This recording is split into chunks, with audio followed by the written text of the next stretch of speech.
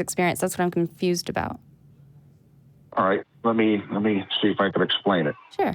I raised the dog since he was a puppy. He's gone now. He's a pit bull terrier. Very good member of the family. I love that dog, you know. Mm-hmm. One day I'm watching a movie, and it was the Sixth Sense, as a matter of fact. So I'm sitting there, and I'm watching a movie, and all of a sudden the dog was laying on the floor on the rug. I had a little spot for him to lay. Yeah, he could go anywhere he wanted, but he had a little spot I made for him, and that's where he liked to go. And all of a sudden he got up, and he's looking up at the corner above the TV. Okay. And he just starts growling and starts barking, going nuts. I'm like, what the hell's up with the dog, you know?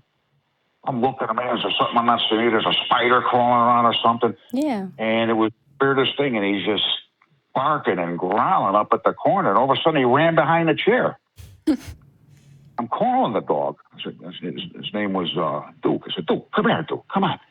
And he wouldn't come out. And then he'd peek out, and he'd look up at the corner.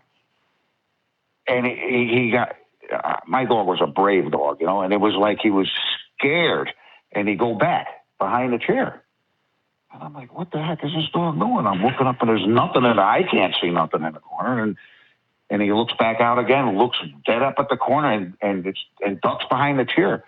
Then after like maybe 5 minutes of this going on, I call him, and he comes out, and he's slinking, like he's terrified. And as he's slinking, I'm watching him, and I could see he's got his eyes over up at the corner, and he comes up and he buries his head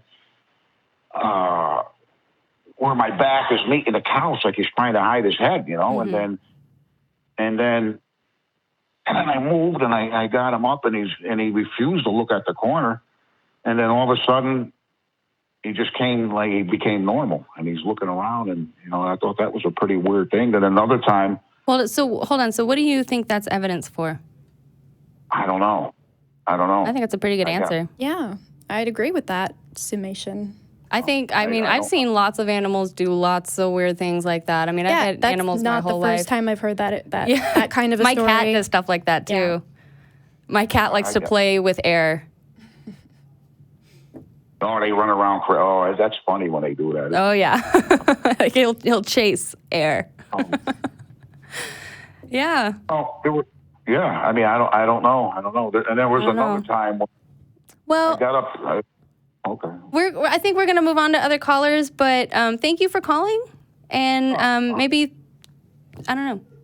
I mean, I think you're on the right track. Yeah. Saying I don't know is probably the best thing you can say when you come across something that puzzles you like that. Yeah. With no explanation. But just keep asking questions and keep, maybe look into it. Because I found that whenever I have a question that's random like that, like I was walking up to work and there was just like an awesome sunrise one morning and it was crazy. And I was like, I wonder what makes the sunrise more, colorful one day versus another day. And so I just started looking into it. And instead of going, oh, well, that's because Jesus is with me today.